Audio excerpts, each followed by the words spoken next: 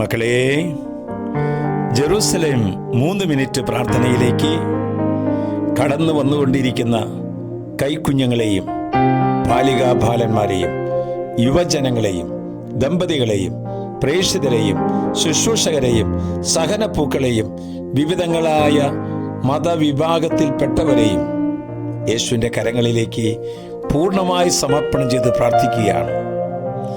ഒത്തിരിയേറെ വഴികൾ പിന്നിട്ടുകൊണ്ടല്ലേ നമ്മൾ വരുന്നത്.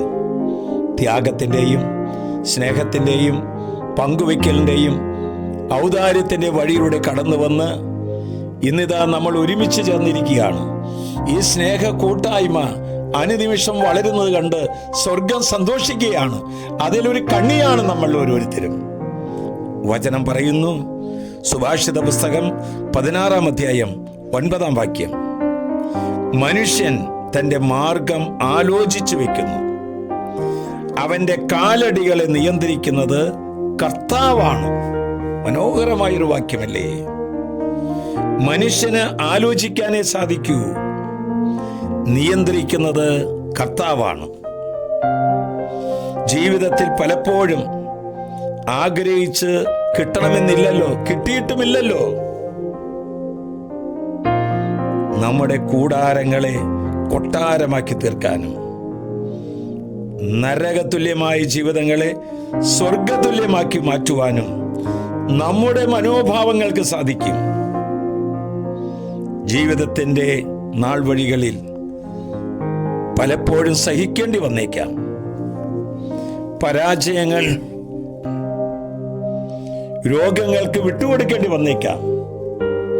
വേദനയോടെ ഒറ്റയ്ക്കിരുന്ന് കരയേണ്ടി വന്നേക്കാം. തെറ്റിദ്ധരിക്കപ്പെട്ടേക്കാം. രോഗങ്ങൾ ഉണ്ടായേക്കാം.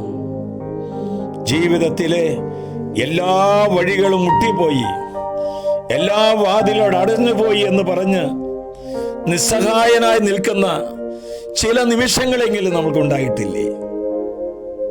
പ്രകൃതിയിലേക്കൊന്ന് നോക്കൂ.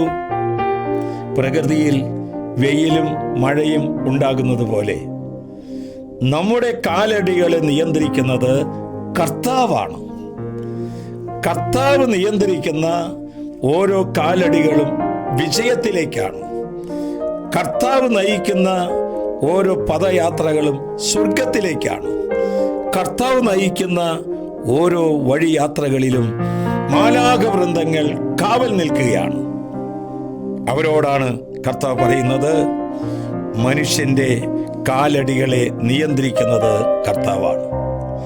ആശ്വാസപ്രദമായ രാത്രി, പ്രതീക്ഷാ നിർഭരമായ പ്രഭാതം, സൽപ്രവർത്തികൾ നിറഞ്ഞ ദിവസം നൽകി ഞങ്ങളെല്ലാവരെയും അനുഗ്രഹിക്കണമേ.